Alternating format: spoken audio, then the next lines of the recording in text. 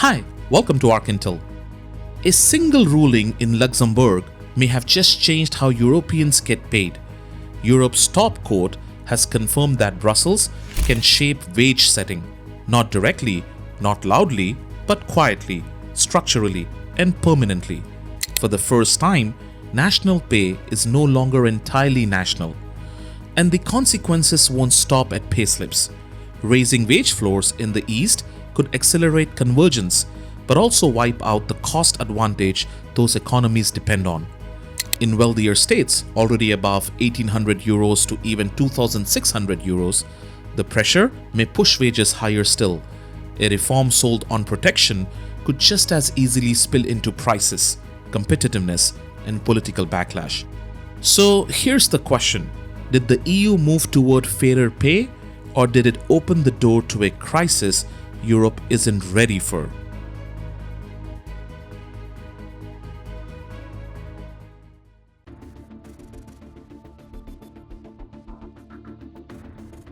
Rewind to 2022. The EU introduced Directive EU 2022-2041, not to create one universal wage, but to set common rules for how each country must evaluate, update, and justify its minimum wage in relation to living costs, productivity, and wage levels.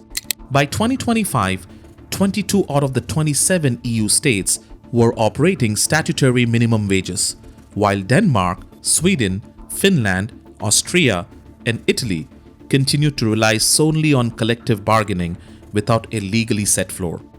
Numbers made the disagreement impossible to ignore. Minimum wages ranged from about 551 euros per month at the bottom to around 2,638 euros at the top, nearly a five-fold difference inside one economic bloc. That disparity is exactly what the directive sought to address by encouraging wages to move closer to reference levels, like 60% of the national median wage. Denmark and Sweden pushed back immediately, arguing that the EU had no authority in wage setting, and in 2023, Denmark took Brussels to court under case C-19/23. For a moment, it looked like the directive might collapse entirely. The Advocate General even recommended full annulment. But on November 11, 2025, the court ruled the opposite. It upheld the directive, removing only two elements of Article 5 about binding adequacy criteria and restrictions on downward indexation. Everything else remained intact. What the EU gained was not the power to set paychecks. It gained something deeper, control over the framework that shapes them, and frameworks decide outcomes long before numbers do. The real divide isn't just how wages are set, it's how far apart they are. And once you compare the statutory systems side by side, the scale of imbalance becomes impossible to ignore. In the lowest income range, below 1,000 euros per month, sit 10 countries. Bulgaria has the lowest wage floor at about 551 euros, followed by Hungary at 707 euros, Latvia at 740 euros, Romania at 814 euros, Slovakia at 816 euros, Czechia at 826 euros, Estonia at 886 euros, Malta at 961 euros, Greece at 968 euros, and Croatia at 970 euros. The next tier stretches from 1,000 to around 1,500 euros per month and includes Cyprus at 1,000 euros, Portugal at 1,015 euros, Lithuania at 1,038 euros, Poland at 1,091 euros, Slovenia at 1,278 euros, and Spain at 1,381 euros. Then comes the top tier. France pays roughly 1,802 euros per month. Belgium sits nearly 2,070 euros. Germany stands around 2,161 euros. The Netherlands is slightly higher at about 2,193 euros. Ireland follows at 2,282 euros. And Luxembourg remains the highest in Europe, 2,638 euros for unskilled workers, rising beyond 3,100 euros for skilled roles. The distance between the extremes is enormous. The highest minimum wage in the EU is nearly 5 times the lowest. Even after adjusting for purchasing power, the gap does not disappear. It simply narrows into a ratio of about 2.3 to 1, ranging from approximately 878 PPS in Estonia to nearly 1,992 PPS in Germany. This is the inequality Brussels has now positioned itself to challenge.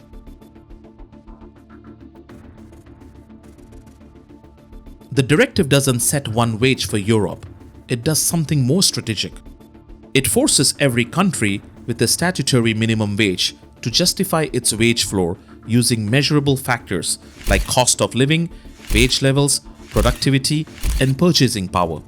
For the first time, those decisions can be compared, questioned, and benchmarked across the Union. It also introduces a structural pressure point where collective bargaining coverage falls below 80%.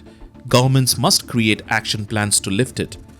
The EU isn't dictating a policy, but it is demanding movement.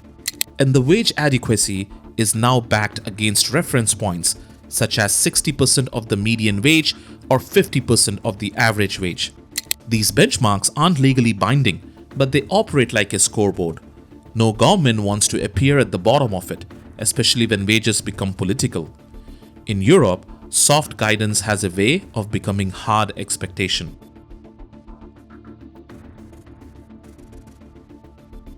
For workers in the lowest wage countries, Bulgaria, Latvia, Romania, Greece, and Croatia, a shift toward median-linked wages could mean rising pay, reduced in-work poverty, and stronger bargaining power. But for employers, particularly in manufacturing-heavy economies, the pressure can swing the other way. If wages rise faster than productivity, firms cannot absorb the cost indefinitely. They may automate, relocate, or attempt to move up the value chain, and not all will make that leap. Regions that compete on low labor costs rather than innovation are the most exposed. Meanwhile, the highest wage countries are not shielded. Luxembourg, Germany, Ireland, Belgium, the Netherlands, and France could soon face pressure to lift wages further to remain adequate relative to median earnings, even as industries face high energy prices, global competition, and weak output growth. A policy designed to protect workers could, if mishandled, accelerate deindustrialization. Fairness and competitiveness are about to collide, and neither side is guaranteed to win.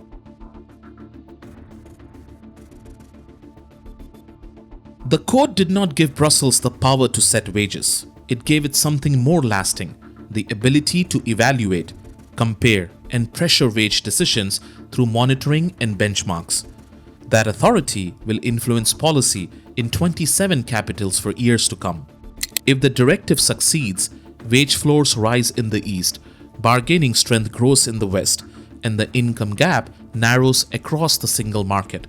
If it fails, wages run ahead of productivity, industry moves elsewhere, and populists frame it as Brussels reaching into people's pay. Wage policy is not only economic, it is political, cultural, and deeply emotional. The court has spoken. The directive stands, not as a wage decree, but as a framework, not setting pay, but shaping how pay gets judged. Europe hasn't chosen the destination, only the trajectory. This could be reform. It could be risk. It might even be the spark of a larger crisis. Because once wage pressure begins, it rarely stops where policymakers expect it to. The outcome won't be decided in court, but in factories, parliaments, and paychecks across 450 million lives. A policy built to lift wages could end up redrawing the economic map of Europe, and whether it closes gaps or widens them will define what comes next. If you found this video insightful, make sure to check out Europe's Gamble. Will the green transition break its economy? In this video, we broke down how Europe's green gamble reshaped its economy, why industrial power costs are now the highest in the world, how losing Russian gas hit manufacturing, and whether renewables, nuclear, and China-dependent supply chains can support the continent's future. Click the video to watch now.